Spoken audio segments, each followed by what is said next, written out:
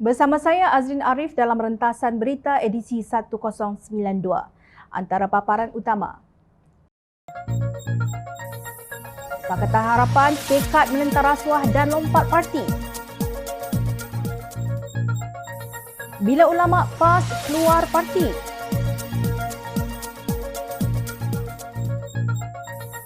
Apa masa depan kerjasama dengan Perikatan Nasional?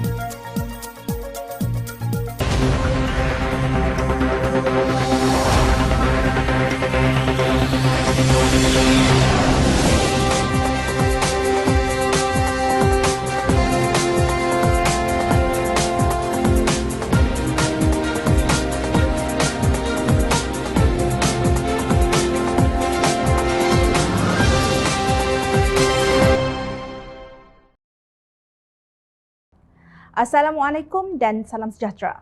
Adakah rasuah dan melompat parti dua isu yang berkaitan? Sudah tentu ia berkaitan walaupun tidak pernah dapat dibuktikan. Ini kerana setakat hari ini kita tidak nampak mereka yang melompat parti adalah didorong oleh keinginan untuk menolak kebatilan. Berdasarkan pemerhatian Scheme of Things yang didakwa disebut oleh Dalang Langkah Sheraton 2020, Tan Sri Mahyadin Mat Yassin telah melahirkan Kabinet XXXL. Selain itu, jawatan pengurusi syarikat berkaitan kerajaan GLC mula diisi oleh ahli politik yang melompat atau menyokong kerajaan sebaik sahaja Perikatan Nasional berkuasa mengambil alih Putrajaya. Justru komitmen pimpinan Pakatan Harapan untuk membanteras rasuah dan menyegerakan usul rang undang-undang anti lompat adalah amat tepat. Dua perkara ini ditekankan oleh Majlis Presiden dalam kenyataan bersama mereka hari ini.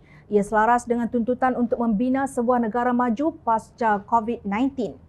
Kami terus bertekad menetapkan dasar-dasar ekonomi mampan yang mampu menyelesaikan masalah-masalah rakyat seperti isu pengangguran, kos sara hidup, pengurusan pandemik COVID-19 termasuk isu SOP dan kompaun pelanggaran, kenaikan taraf elektrik untuk perniagaan, tambahan cukai serta kehimpitan hidup rakyat.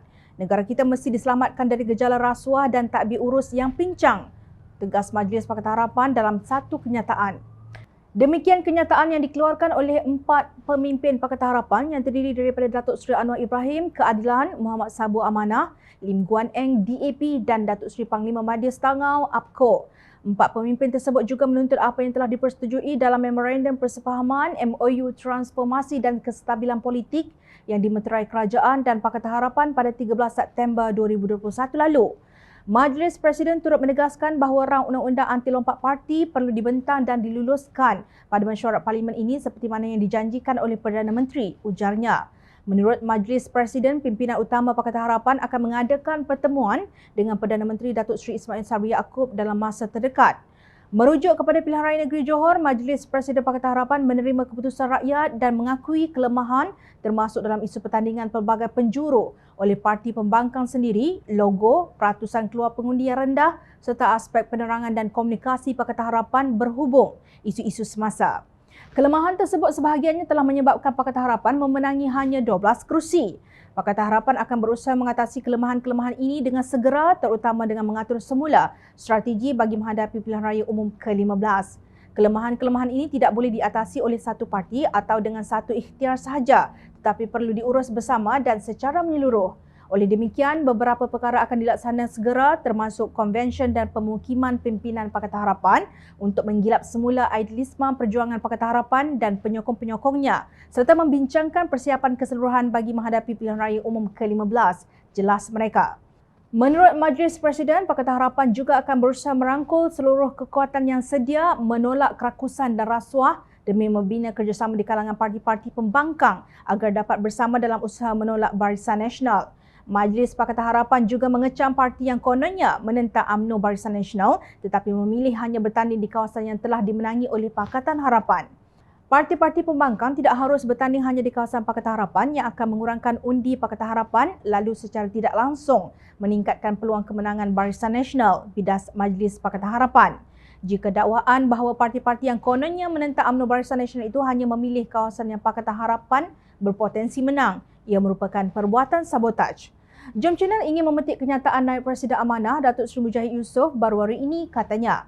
Parti-parti yang baru nak up kena jujur bertanya mereka nak lawan Barisan Nasional yang terbukti merosakkan negara secara sistematik ataukah mereka nak pilih berlumba dengan parti yang punya tujuan yang sama, melawan Barisan Nasional.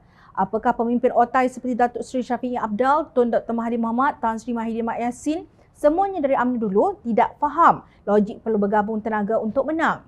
Atau dendam peribadi kepada Datuk Seri Anwar Ibrahim menguasai strategi politik mereka? Mungkin kita tidak boleh mengharapkan keajaiban perubahan sikap daripada perancang langkah Sheraton. Tetapi bagi pemimpin parti lain, tepuk dada, tanyalah iman. Apakah legasi yang ingin kalian perturunkan kepada cucu cicit sebuah negara yang rosak kerana pemimpin yang tidak berakhlak dan rasuah?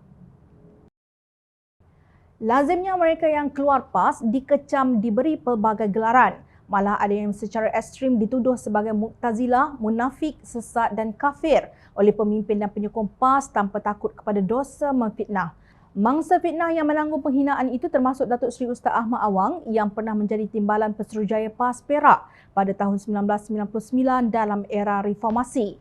Datuk Seri Dr. Mujahid Yusof Rawal pula tidak sudah-sudah dilontarkan dengan pelbagai fitnah dengan pernah ditomah berjiwa kafir oleh seorang pendakwah bebas PAS. Nasib yang sama diterima oleh Ustaz Ni Omar Ni Aziz, Ustaz Zulkarnain Abidin, Ustaz Rizwan Abu Bakar dan beberapa ahli amanah lain. Lontaran cemuhan terhadap pemimpin amanah profesional seperti Muhammad Sabu, Datuk Seri Salahuddin Ayub, Datuk Seri Dr. Zulkifli Ahmad, Khalid Abdul Samad, Datuk Dr. Hatta Ramli dan lain-lain tidak dapat dikira banyaknya. Mereka menerima kecaman sedemikian hanya kerana keluar PAS pada tahun 2015 atau kerana menyertai amanah selepas penubuhan parti itu. Sementara itu, amanah pula didakwa oleh Presiden PAS Tan Sri Abdul Hadi Awang sebagai sebuah parti yang ditubuhkan oleh DAP. Demikian nasib pemimpin amanah dan ahli parti itu yang rata-rata berasal daripada PAS. Kini, Datuk Dr. Khairuddin Ahmad Razali keluar PAS. Beliau dipecat daripada jawatan Setiausaha Majlis Syura Ulama PAS pada 10 Februari lalu atas masalah disiplin setelah digugurkan daripada ahli jawatan kuasa PAS Pusat. Menurut ahli Parlimen Kuala Nerus itu, beliau keluar daripada PAS sebagai teguran kepada kepimpinan yang disifatkannya tidak menguruskan parti dengan betul. Abdul Hadi dalam tulisannya di minda Presiden PAS bertajuk Kerjasama Berprinsip, beliau berkata tidak diizinkan kepada sesiapa dan mana-mana pihak bagi merungkai dasar tersebut dengan akalnya yang cetek. Jauh sekali merombak atau merobohkannya sama ada dari dalam ataupun anasir luar yang mahu merosakkan asas dan matlamat perjuangan PAS. Tidak diizinkan juga mencelarukan peranan Majlis Syura Ulama yang menjaga dasar dan prinsip manakala AJK PAS Pusat yang mentadbir dan mengatur pengurusan dan strateginya.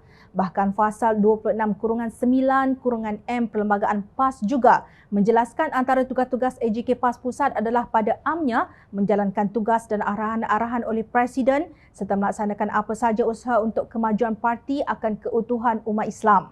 Menurut Hadi dalam Perlembagaan PAS, fasal 3 dan 7, Islam menjadi akidah perjuangan dan hukum tertingginya ialah Kitabullah iaitu Al-Quran, Sunnah, Rasul, Ijma' Ulama' dan Qiyas. Tidak boleh berlawanan antara Majlis Syura Ulama' dengan AJK PAS Pusat dan tidak boleh dilagakan oleh mana-mana pihak kerana diketahui sempadan masing-masing mengikut perlembagaan dan adab berjemaah yang ditarbiah. Sesiapa yang gagal dalam tarbiahnya maka akan tersingkir atau disingkirkan, tegas Hadi. Walaupun Hadi tidak menyebut nama Khairuddin, beliau dipercayai merujuk kepada bekas Menteri Perusahaan Perdagangan dan Komoditi itu. Kenyataan Hadi ini mempamerkan kejanggalan parti itu kerana pemimpin yang selama ini giat dalam kerja mentarbiah ahlinya atas kapasitinya sebagai AJK PAS Pusat dan Majlis Syura Ulama' tiba-tiba didakwa gagal dalam tarbiahnya sendiri. Ironisnya, Khairuddin salah seorang pemimpin yang berada di hierarki ulama' yang tertinggi semasa masih berada di dalam parti itu. Namun, beliau tetap mengangkat kakinya keluar PAS. Langkahnya ibarat satu tikaman pada naratif songsang parti itu bahawa keluar PAS maknanya keluar Islam. Ini kerana sudah tentu tidak masuk akal seorang ulama' PAS keluar Islam. Justru jika dianalisis dari sudut politik, tiada bezanya keluar Khairuddin daripada PAS dengan keluarnya pemimpin-pemimpin sebelum ini daripada parti itu. Mereka keluar kerana fikrah politik yang tidak lagi sehaluan dengan parti PAS dan tidak ada kena-mengena dengan akidah. Mengulas mengenai tindakan Khairuddin itu, Mujahid menciap di Twitter, keluar parti bukan keluar agama. PAS bukan soal akidah, ia hanyalah parti politik. Syahbaz mantan Setiausaha Syura Ulama' membuktikan fitnah kepada amanah tak betul. Beliau juga menyatakan sikap amanah yang terbuka untuk menerima penyertaan daripada semua orang. Amanah terbuka kepada sesiapa sahaja. Islam rahmatan lil alamin, ciatnya. Untuk rekod, fasal 15 Perlembagaan PAS jelas menyebut 3 sebab yang membolehkan seseorang itu berhenti menjadi ahli PAS, iaitu atas permintaan sendiri, dipecat atau mengisytihar diri keluar PAS atau menyertai parti politik lain. Justru jelaslah PAS bukannya agama, ia sekadar sebuah parti politik. Ketua Pemuda Pakatan Harapan, Howard Lee menegaskan beliau mengalu-alukan seruan untuk pragmatisme dan mengetepikan kebencian bagi menyatukan semua pihak yang berfikiran sama. Bagaimanapun, memasukkan Perikatan Nasional dalam kategori itu sebagai kemah yang lebih besar bagi pembangkang bersatu boleh dikatakan sebagai tidak boleh diterima dan tidak boleh dipertimbang, katanya dalam satu kenyataan. Menurut beliau, pendiriannya bukan dogmatik mahupun kebencian tetapi soal kesesuaian objektif dan penjajaran agenda tak diurus. Pakatan Harapan dan Perikatan Nasional tidak mungkin memiliki pemikiran yang sama, tegasnya. Menurut beliau, dalam konteks persiapan menghadapi pilihan raya umum akan datang, Perikatan Nasional bukanlah parti pembangkang tetapi parti dalam kerajaan. Beliau mengingatkan rakan-rakan pemuda amanah yang disayanginya sama ada mereka telah melupakan pengkhianatan Perikatan Nasional terhadap mandat pengundi. Tesis pembangkang bersatu yang merangkumi Perikatan Nasional tidak akan bertahan sehingga dan melainkan Perikatan Nasional berundur daripada kerajaan, meletakkan semua jawatan menterinya atau ditendang keluar oleh Barisan Nasional dari pangkalan sokongan mereka di Parlimen, ujarnya. Beliau membangkitkan bahawa Perikatan Nasional bukan parti pembangkang, malah satu daripada gabungan membentuk kerajaan hari ini dan pernah mengkhianati mandat rakyat menerusi langkah Sheraton pada Februari 2020 yang mengakibatkan kerajaan Pakatan Harapan tumbang. Beliau mempersoalkan bagaimana bentuk pengaturan yang akan diterokai semata-mata untuk menghapuskan musuh bersama. Sejauh manakah kita yakin bahawa cerai mudah Perikatan Nasional dengan UMNO dalam pilihan raya negeri Melaka dan Johor tidak seteruk perkahwinan mudah mereka di Kerajaan Persekutuan. Ini kerana Perikatan Nasional kekal sebagai sebahagian daripada Kerajaan Barisan Nasional. Pada masa yang sama, beliau menafikan dakwaan bahawa tiada usaha serius dilakukan untuk membincangkan Pakatan Pilihan Raya. Hakikatnya ialah percubaan berbilang dan berulang kali tidak membuahkan hasil memang dibuat untuk berbincang dengan parti pembangkang lain. Usaha sedemikian telah dibincangkan dan hasilnya dilaporkan kepada Majlis Presiden Pakatan Harapan di mana semua ketua sayap pemuda turut bersidang, jelasnya. Beliau bimbang kerjasama dengan Perikatan Nasional yang berasaskan kesesuaian dan kemudahan akan melemahkan lagi asas sokongan sedia ada dalam Pakatan Harapan. Katanya lebih teruk lagi ia boleh menghantar isyarat yang bercanggah dan mengelirukan kepada pengundi akibat logo yang berbeza. Bayangkan tidak meletakkan calon bertanding menentang arkitek pengurusi langkah Sheraton Perikatan Nasional Tan Sri Mahidin Yassin di Pagoh atau Timbalan Presiden Bersatu Datuk Seri Ahmad Faizal di Tambun dan meminta penyokong kita mengundi mereka dan bukannya UMNO atau Barisan Nasional.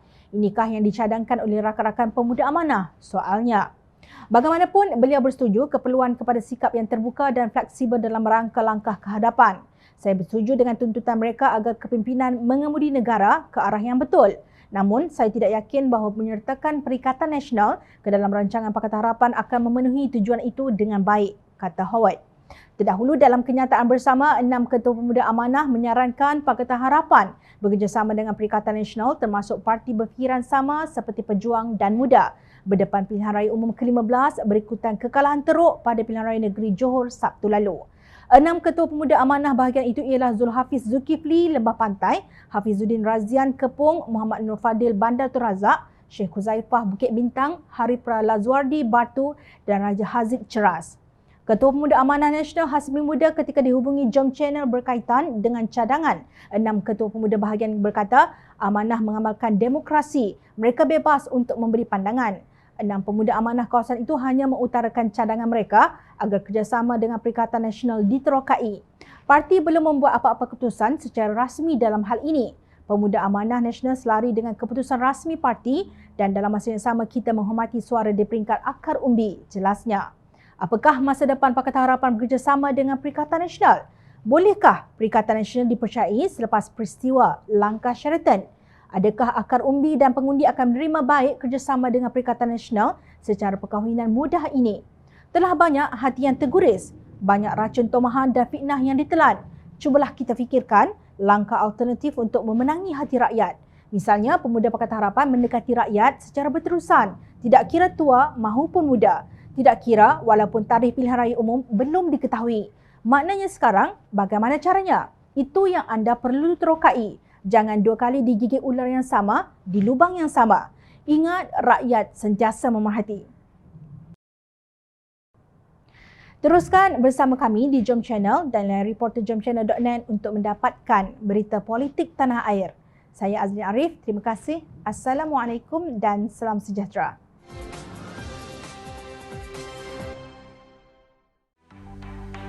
Mencari maklumat dan berita politik yang bebas. Kupasan yang tepat. Panas. Dapatkannya secara eksklusif hanya di Jom Channel.